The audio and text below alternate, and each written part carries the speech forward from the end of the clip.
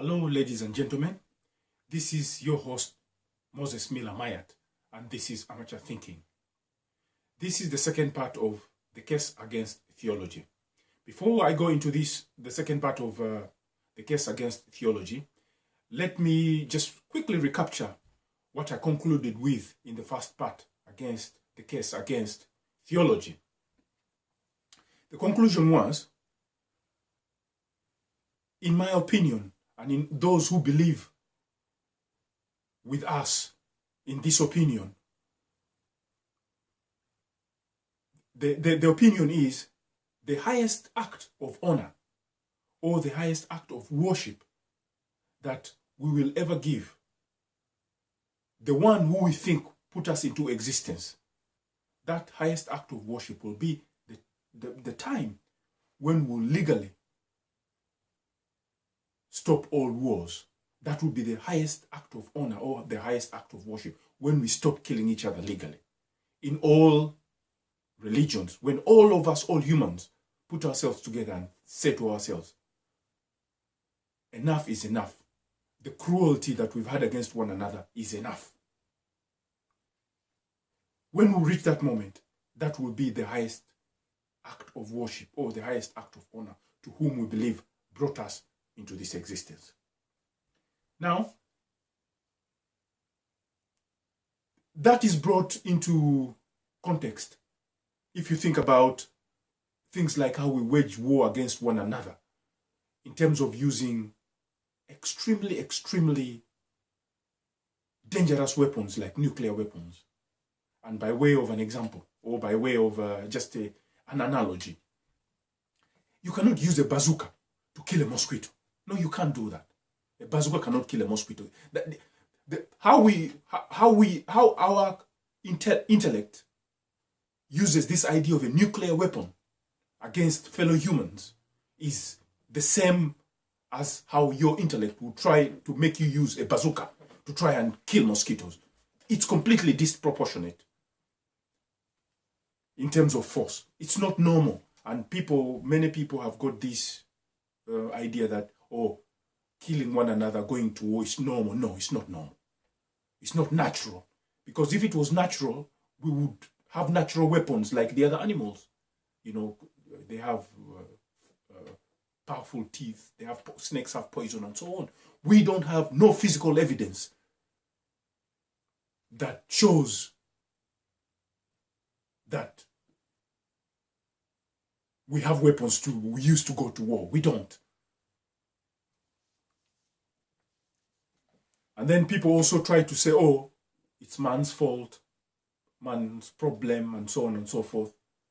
I don't think it's man's problem. By the time man came into this world, the world was already had its own problems. Man has always been a learner. No man was put into this world as an expert. When we came in, we just had to learn. And until today, we are still learning. You see, so that was the conclusion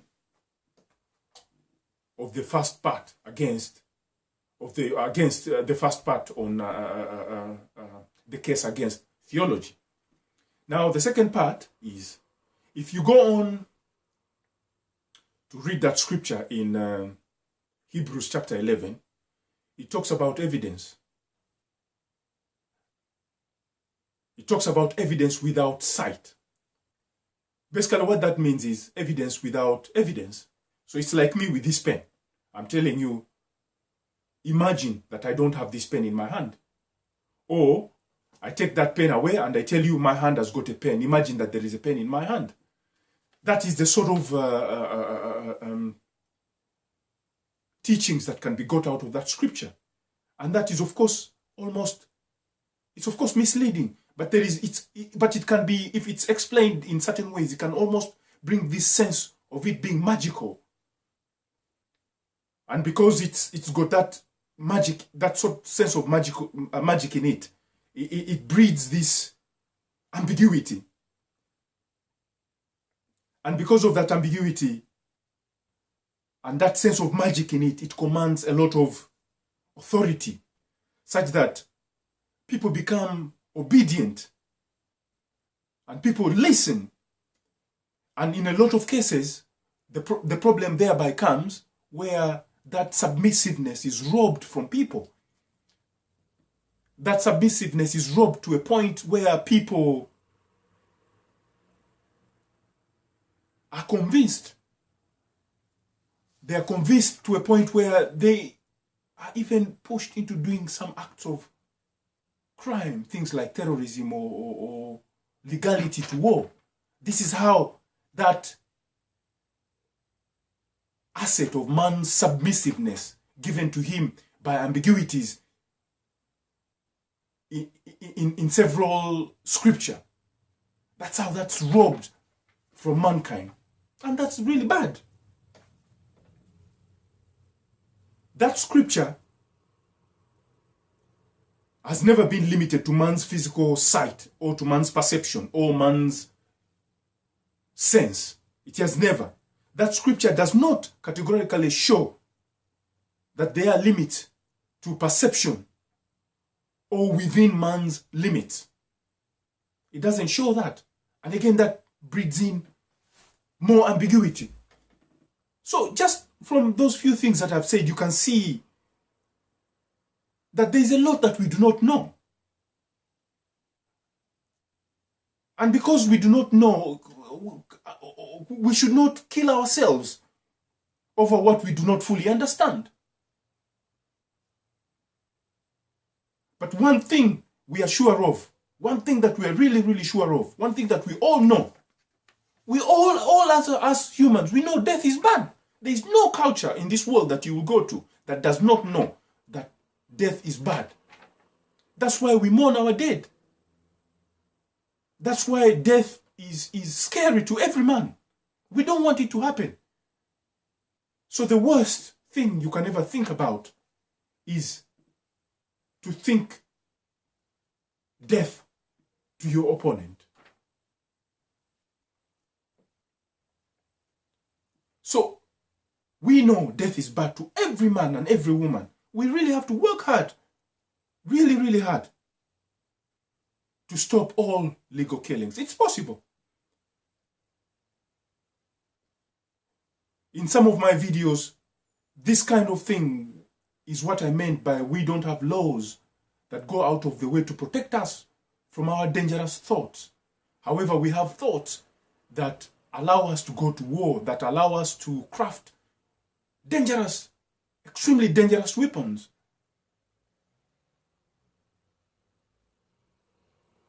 That's what I meant. And as you can see, I hope you have seen somehow, I've built up something that can cause some people to agree with me or to agree with us. And it's possible that controversy can be caused. Some people today or indeed in the future can strongly believe. Now, would it be right? Because you strongly believe in something, would it be right for you to reach a point where you destroy somebody else's life because of what it is you believe in? Or just because that thing has been going on for a long time in our history? You know, there are so many examples of things that I can give that have been going on that are completely wrong. Female circumcision, for example. It goes on in cultures, but is it right really to do that?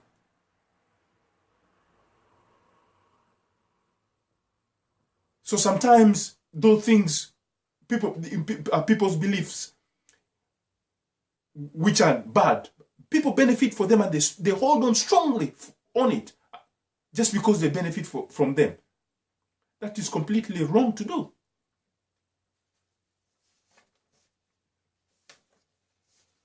So in concluding this part, in the second part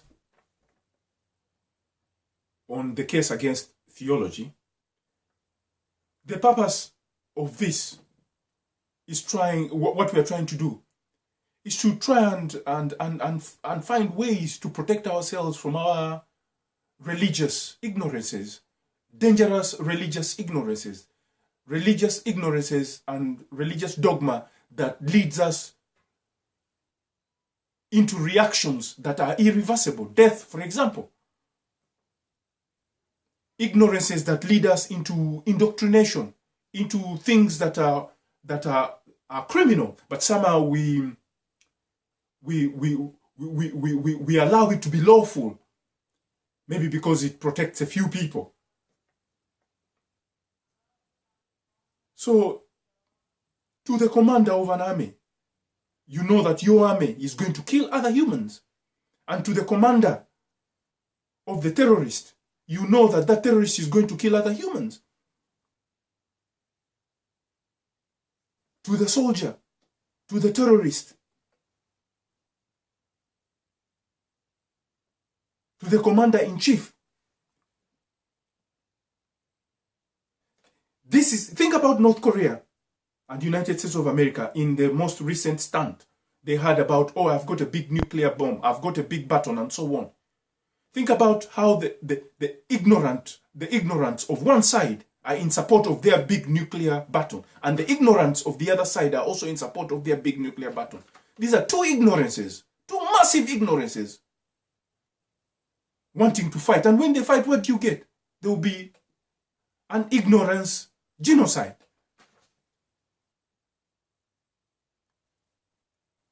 The group submissive on one side to the North Korean leader, they're completely submissive.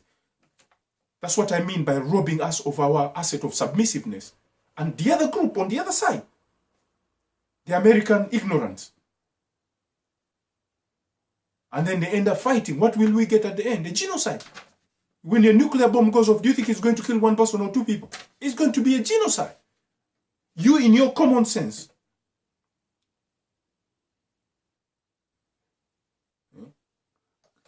in this kind of conflict, don't even put God's name in there. God is not it. God can't support things like this. Even the devil can't. So we desperately, desperately need international laws that protect us from our ignorances, from our dangerous ignorances, from our dogmatic ignorances. We desperately, desperately need international laws that protect us from that. Even just the news that is possible, a nuclear warfare is possible, it's terrifying. It's so terrifying. I don't know what's wrong. If it's not terrifying to you, because I know to some it's not terrifying because they think they're going to hide in bunkers. But to the majority of the population, it is terrifying. So please, this is Amateur Thinking, the case against theology, the second part. Please support us. We are going somewhere, bit by bit. Subscribe, slowly by slowly. We are too intelligent to kill one another, especially using the methods that we have today. The stockpiles are completely disproportionate. So many problems can be solved without that kind of conflict. That has gone out of hand. It's just a big mistake. Man is not a sinner. Man, we need to learn from one another. Thank you for listening. This has been Amateur Thinking. Like I've said, please subscribe, support. Thank you very much. Thank you.